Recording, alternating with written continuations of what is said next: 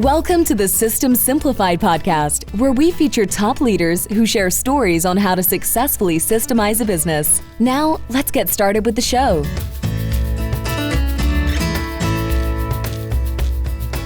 Hello, Adi Klevit here with the System Simplified podcast, where we interview top entrepreneurs, founders, and thought leaders about systematizing a business.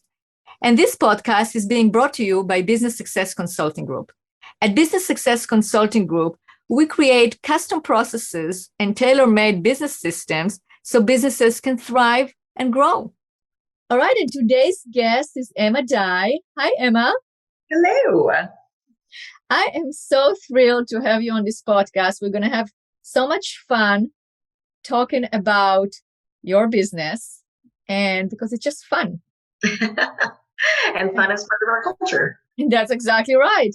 And the listeners goes, okay, what is your business? Okay, so you are the founder and the chief salad officer of Chris Salads or Chris Restaurants, which is a restaurant. There are several of them in Portland, Oregon.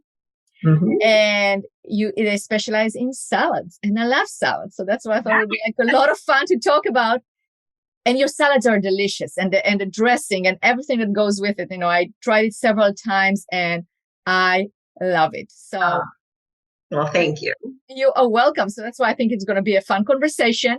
And not only that, you were named the Restaurateur of the Year for 2022 by the Oregon Restaurant and Lodging Association. Yes, we were very, very honored to receive that award, and surprised and just thrilled. That's incredible. What were the criteria to get this award?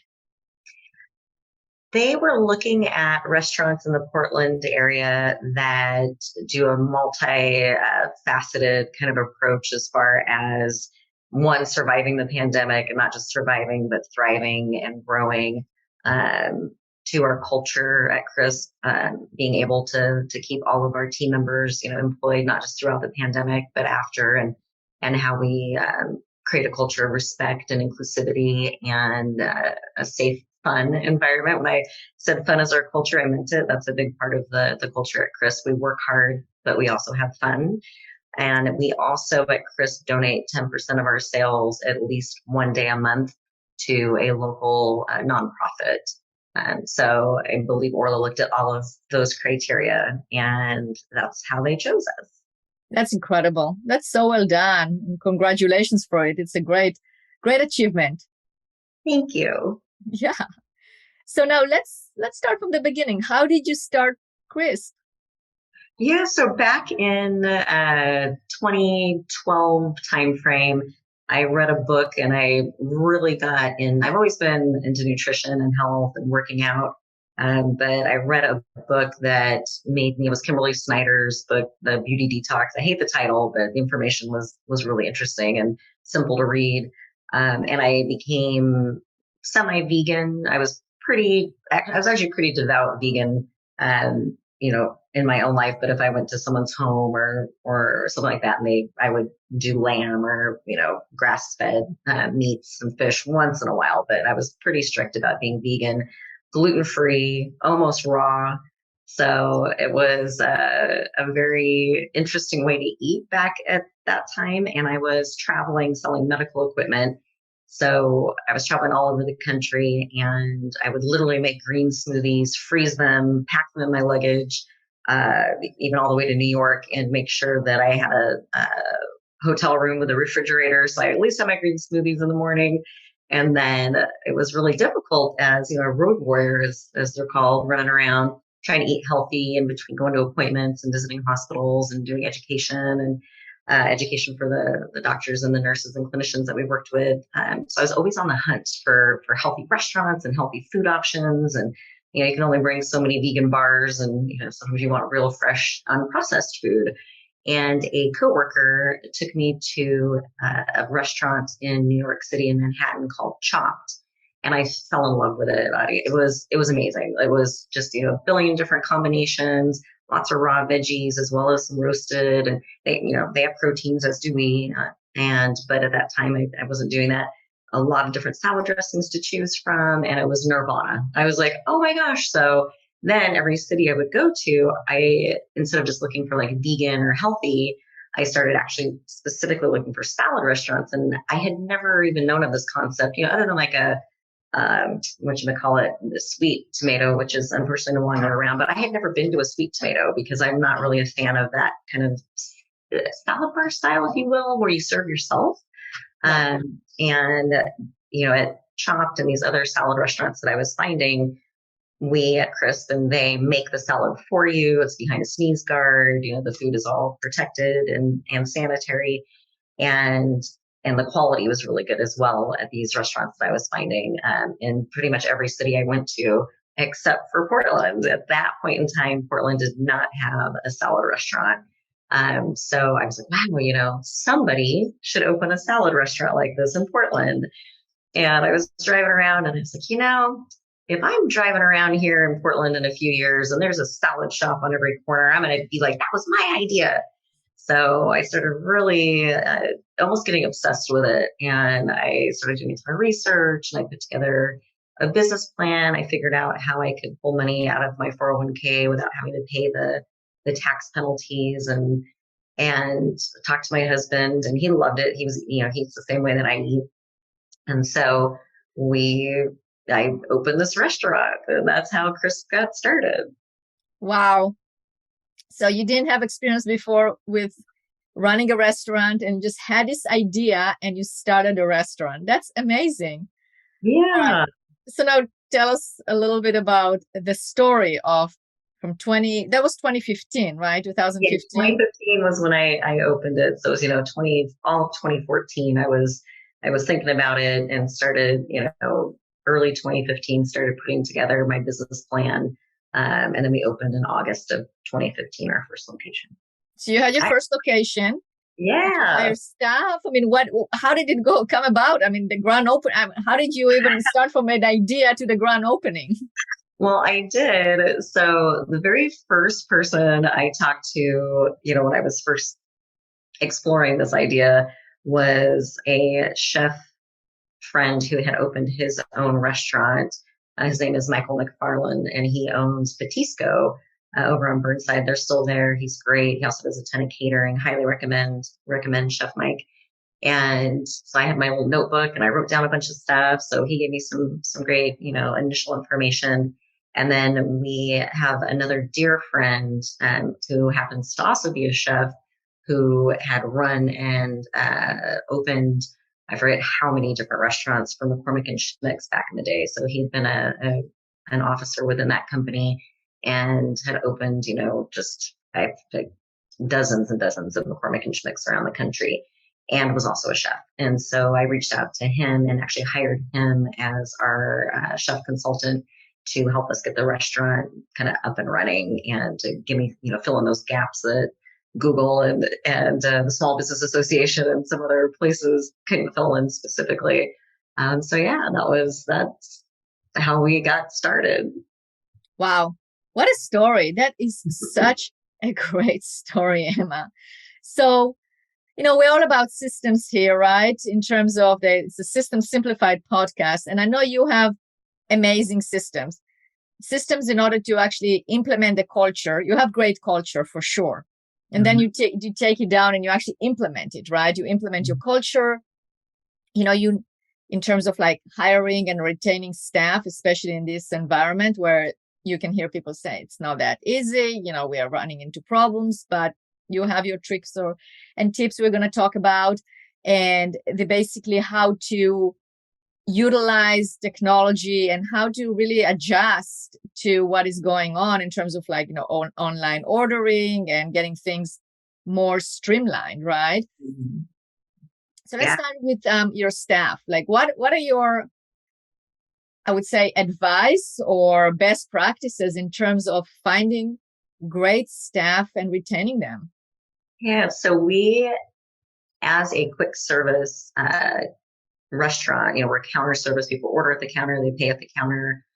And we're an entry-level restaurant for most folks looking to get into the industry. So the number one advice I give to other restaurant owners and managers is not to ignore high school students, even in nicer dining establishments. I mean, it's easy for us because, we are entry level, but, bussers, dishwashers, hostesses, those high school students, they're very eager and appreciative. And so I think, not being afraid to work with the younger folks out there really helps fill out the roster for restaurants if they're willing and able to do that.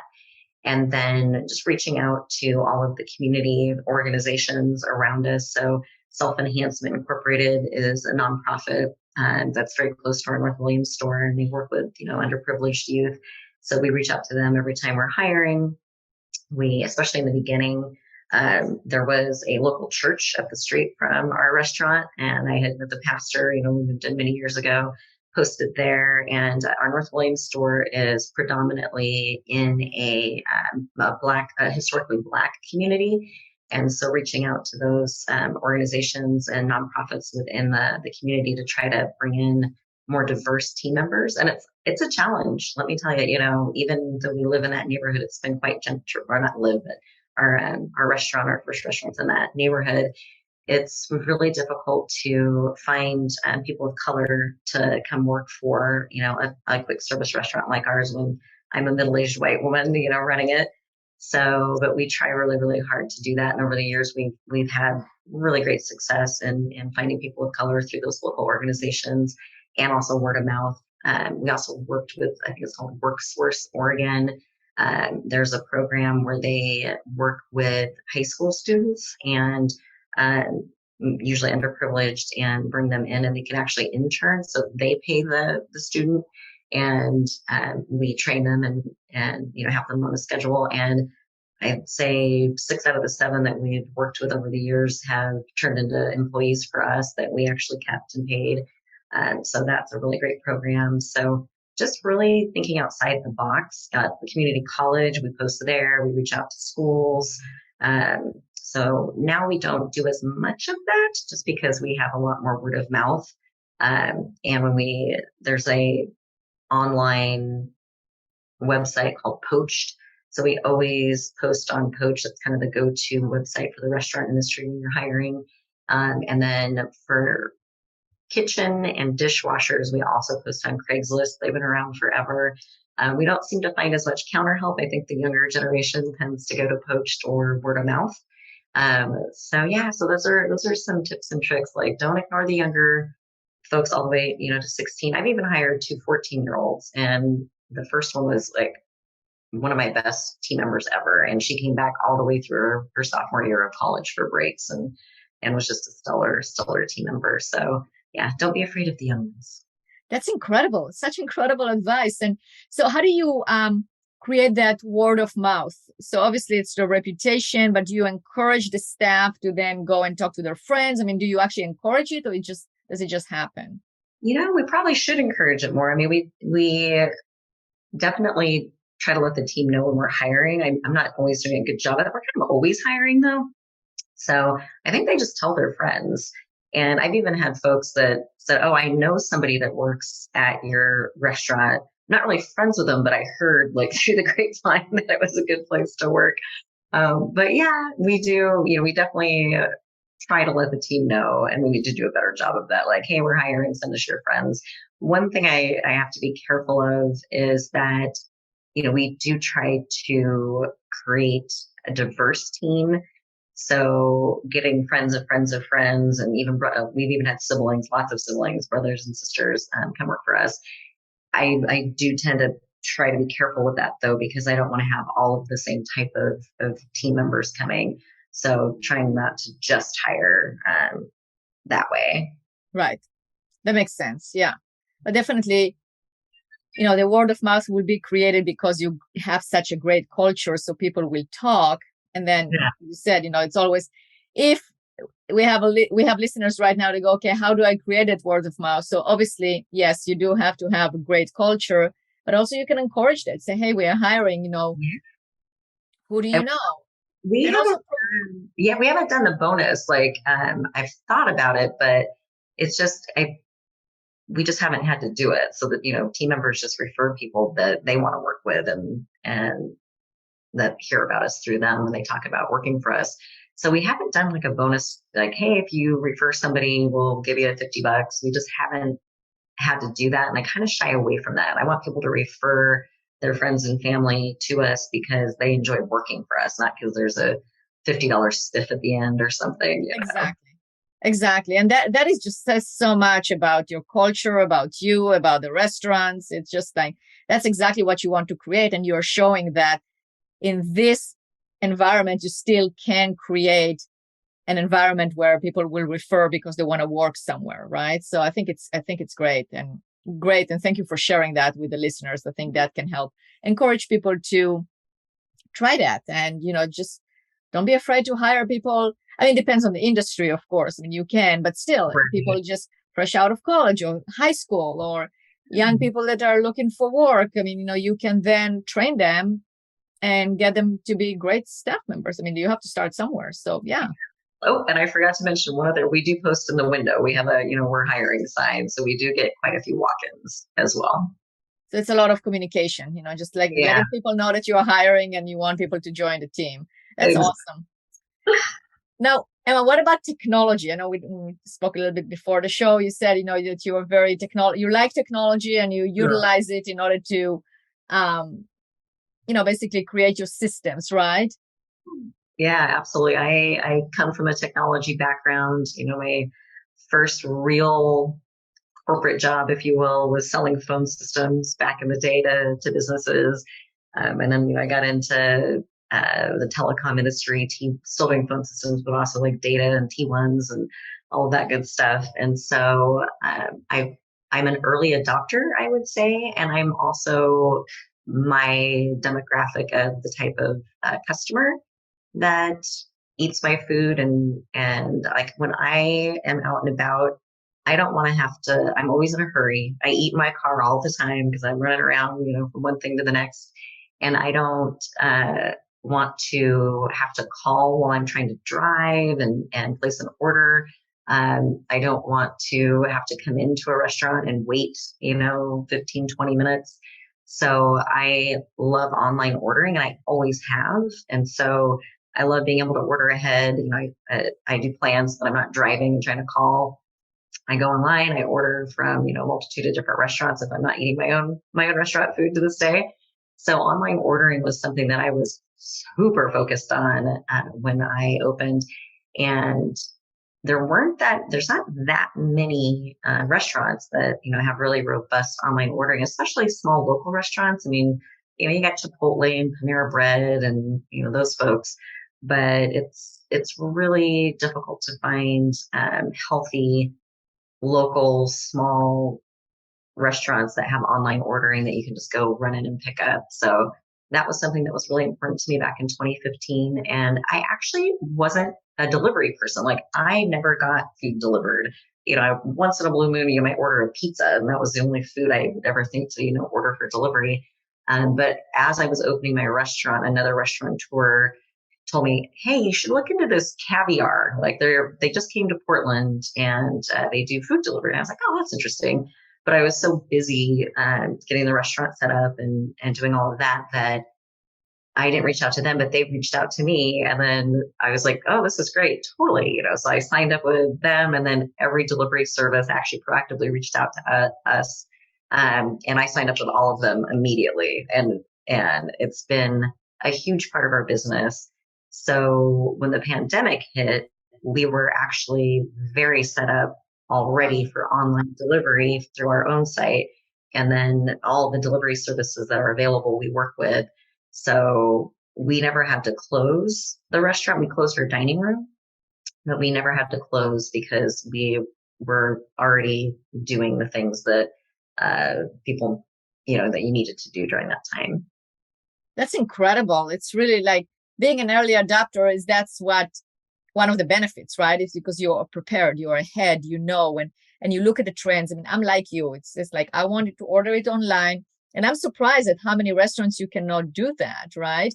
Mm-hmm. But you want to order online, not call, want to pay ahead of time. I want to just come and pick it up, and that's it, and And I relate also to your other story about going into different cities and looking for the health. I always go in when I travel, I go, okay, where's the nearest Whole Foods or the nearest Yeah. healthy restaurant? So I can always go there and I know that I have my Yeah. in terms of like where I'm going to eat if I can't eat a restaurant that is healthy. So I do relate to that. So what other technology do you have looking into the future? What do you think is the future of restaurants, and where are you going in terms of your restaurants? Yeah, so the point of sale that we use is called Toast, and that is like the register at the restaurant. It's also our online ordering, and it links to our point of sale. And all of those delivery services that I mentioned, they've actually, what's the word I'm looking, consolidated. So there's really only 3 of the big ones now here in Portland, and they all integrate through our point of sale. So the tickets all print from one place. Back in the day when we were doing delivery each service, and there were five or six at one point, where we'd have an individual tablet for each one, and they would ding, and you would have to look at the tablet and write out the orders from the tablet. It was very time consuming and very chaotic and very noisy with all the different sounds to let us know there were orders. So over the years, I was the first one to work with a service that consolidated all those into one tablet. So at least I had one tablet. It wasn't through our point of sale. And then when the point of sale, so that they were going to be working with these delivery services, I jumped right. It was a beta. I did that. So, and there's kinks. It's, nothing's ever perfect in the beginning. And that's part of the challenge of being an early adopter is, you're helping these technology companies work out the kinks, but you get the benefit of these great tools, early on. So moving forward, I definitely see more. The labor is really going, it's skyrocketing. So, cost of food is up, labor's up, everything is going up, but labor is a huge component for restaurants, especially here in Oregon, because there is no tip credit. So we're one of only, I think, 7 states, I should know this off the top of my head, that, to meet that minimum wage, a lot of other states have the ability to say, well, you're earning X number of dollars in tips, so you are making that minimum wage, or definitely well above minimum wage, so we can pay you less per hour. Oregon doesn't do that. So you might have, if people have moved here from other states that do have a tip credit, they can be shocked at the lack of service at some restaurants, because restaurants just can't afford to have the same number of employees on the floor, especially at, more fine dining or sit-down restaurants, because it's just too expensive to have, multiple bussers and people helping, especially in that mid-level restaurant. I think, a lot of the steakhouses, they can charge, people are willing and able to drop a lot of money at those places. So like, I love Ringside. They've got great service. And they can afford to pay and have their team members there. But mid-level to low, lower priced restaurants in states that don't have that tip credit, it's just the service. You'll notice it as you're traveling around. That states that have the tip credit can afford to have team members, more team members on the floor taking care of customers. So that's a long-winded way of saying I definitely foresee more robotics and more kiosk ordering. So I was not recently, but actually, God, it's almost been a year now. I can't believe it's been so long. I was in Paris last fall, last year, and all of the McDonald's is very popular. It was very sad. It's such a good city, but just driving around and we walked everywhere, and we're walking by some of these McDonald's, and it's all kiosk ordering, and a lot of restaurants are doing that. And then I was just last month, we had to fly through London, coming home from Portugal, and we just had a 24-hour day there. But we ran into the city, and it was kind of early, but we walked by a salad restaurant, and I took pictures. I was like, oh my God, it's a salad restaurant in London. And we were actually able to open the door, even though they weren't open yet, and it was all kiosk ordering. So I've thought about that since before I opened. Back in 2015, I was like, God, it would be great to just have tablets, and then people can come in and place their order. And the benefit of that to the customer is that the order will be accurate, right? You're putting in what you want. It's on the ticket. It's printed. There's no question And if, we forget a topping and ingredient, we give you the wrong dressing, it's like, hey, it's right here. This is what I ordered versus, oh, I accidentally hit the wrong button. Or if you're ordering at the counter and you're verbally telling us what you want, we might not hear it correctly. It can be noisy. There's a lot of people in the restaurant. The phone's ringing. We've got music playing. We're also behind a sneeze guard. So, sometimes things get lost in translation. And when you're ordering through a kiosk, and it prints out that it's what you ordered and there's no question about it. So it really helps improve accuracy for the customer. And it also saves time because you're not there verbally going back and forth with somebody who's taking your order. So I haven't done the kiosk at Chris because our menu is pretty big. So we are like the opposite of Chipotle, where it's a very simple, only so many ingredients, which is a great business model. But our business model is to give customers what they want and to have a ton of variety and customization.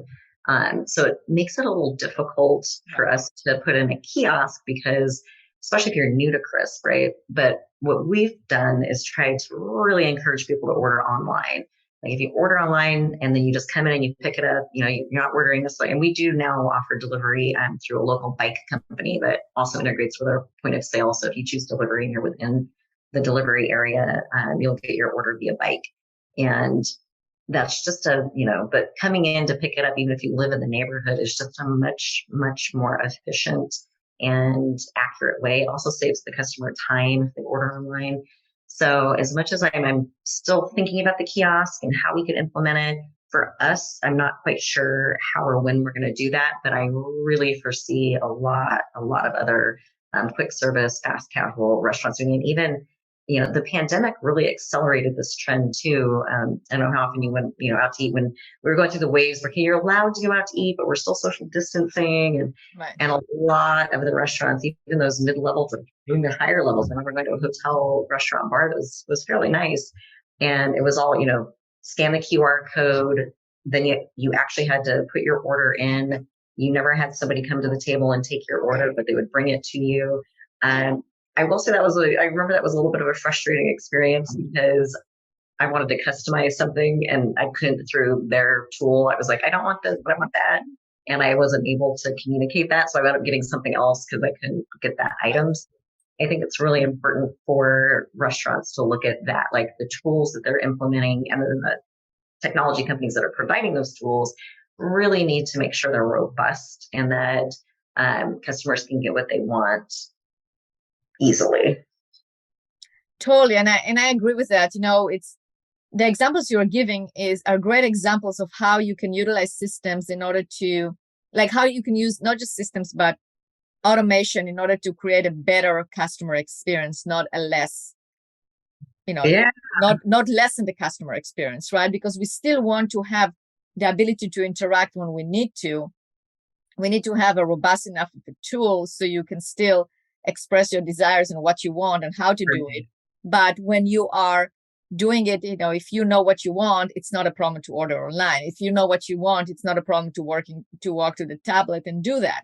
And it's the same thing with airports. If you do not have a complicated situation, you just want a boarding pass, and even now you can print your tag for the bag, you can just do it at a kiosk. If you need to change your flight, and you can do it online, or if you need to go talk to somebody, you can have that option as well. So I think it's just that balance between customer service where you feel like you are being serviced and heard, and also efficiency and doing it fast. Yeah, you're speaking my language. I am that person at the airport. Like I do everything I possibly can from my phone or my laptop before I get to the airport. I print out my bag tags at home if that option is available. That's right. Yeah, me too. Because it just saves you time and you're in control, right? And then you can move on with the things that are important. So the same thing when you're ordering your salad, you want to eat that delicious salad and enjoy it and not necessarily have to wait. And you give the options, but there are some people that don't want that. They want more of the other experience. So if you have a combination of both. Yeah, absolutely. And that's what we try to do is people who want to come in and order at the counter and ask questions. And, we're there for that. But folks who order ahead online, it's definitely saves them time and increases accuracy for their orders. The other technology that I'm not being an early adopter of because I don't think it's there yet are phone orders. So I had this experience where I tried to call, I don't know if I'm allowed to say the names because it's not a great story for them, but Mod Pizza. So I called Mod Pizza one time when I was driving. So I didn't think ahead to order online, and I'm driving, so I can't really order online, but I know what I want because I've ordered from them before. And so I called, and I didn't know they had this technology, and it said, to place your order, press whatever. And I was like, oh, they have this telephone ordering thing. And it was the worst experience. Oh no. Hear me. And I'm very, I was being very clear in my Bluetooth and yeah, I wound up giving up, and I had to go.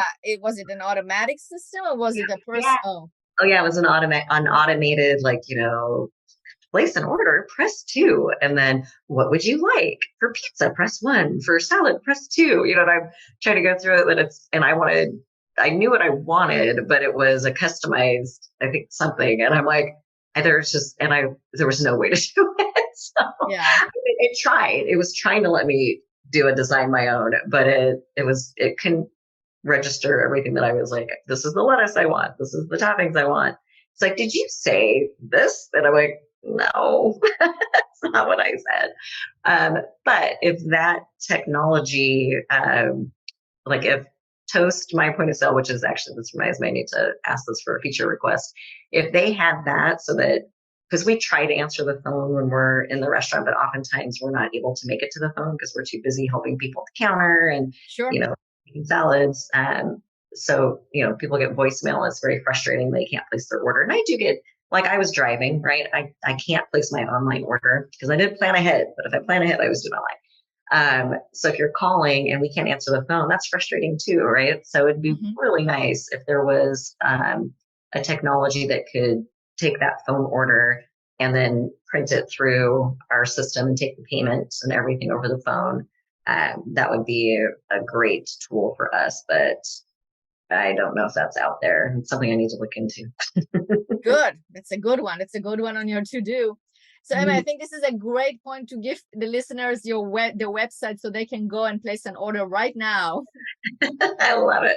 Yeah, it's kind of long, but not too difficult. It's order.crispsalads with an S, plural, crisp salads, and then nw.com. And the NW is for Northwest, so the abbreviation for Northwest. So order.crispsaladsnw.com.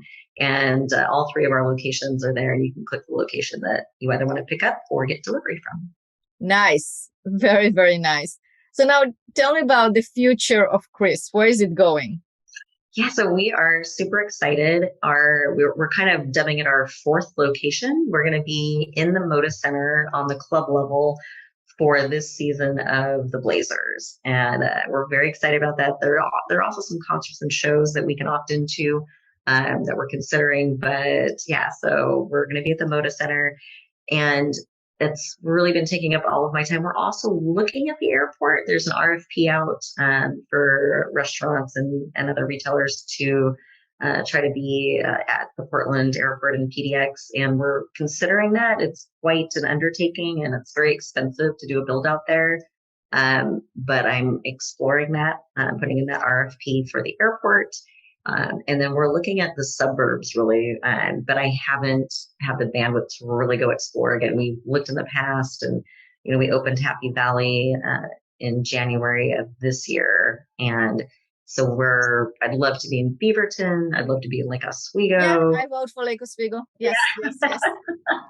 We would love to be there. Just figure out kind of where, and then having the right spot. And we're self-funded as of right now. I don't have any investors. It's just been, me. So paying for the build out of these stores, and we've been lucky with some great landlords and things like that. But at this point, it's, finding a spot that we can afford to either build out in, or at some point we might have to look at getting investors and in order to keep growing. So. Cool. Do you have plans to expand outside of Oregon? No, even within, we've had several people reach out about partnering with us in Bend and even Salem, which is, my husband was born and raised in Salem. His parents are still there. We go down all the time, but even just being, an hour south, it's just me. And I have a great COO who's my operations. We run the business together. He's very awesome. He's been with me since almost the beginning. And, but it's just us, right? So to open these, other locations that are too far away, one of us would basically have to go live in Bend. I feel like, there's not a way that I know how to do it. So I probably should talk to some other folks that have done it and like, how do you do that? Like we're trying to create a playbook and, make it so much easier to replicate, talking about procedures and processes. It's like we're trying to get everything into writing on how we do things so that we can more easily replicate it and, find a general manager in another city who could, not need us to move there and to help open this restaurant. Yeah, So, you just gave the formula right there. It's like documenting your policies, your procedures, how you do things. You make sure that it's turnkey, that everything is being done the same, and you find the right general managers and then everything, including your advice on how to hire, you make it very consistent.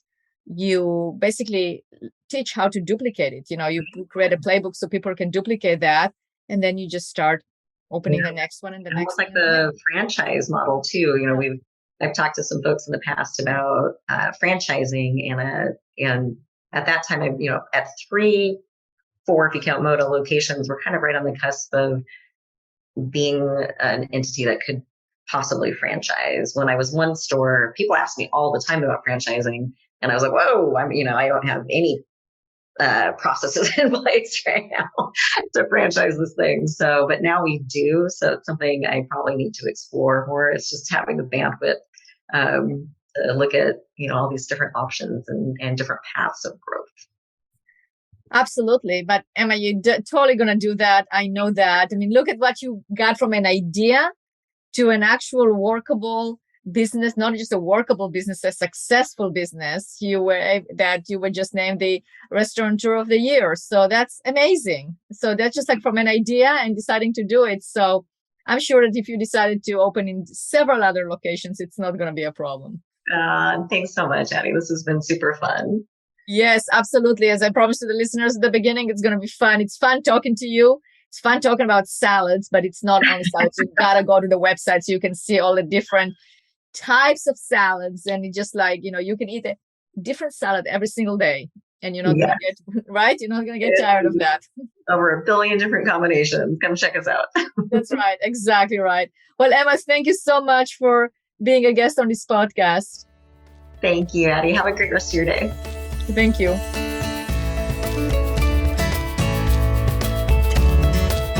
Thanks for listening to the System Simplified podcast. We'll see you again next time, and be sure to click subscribe to get future episodes.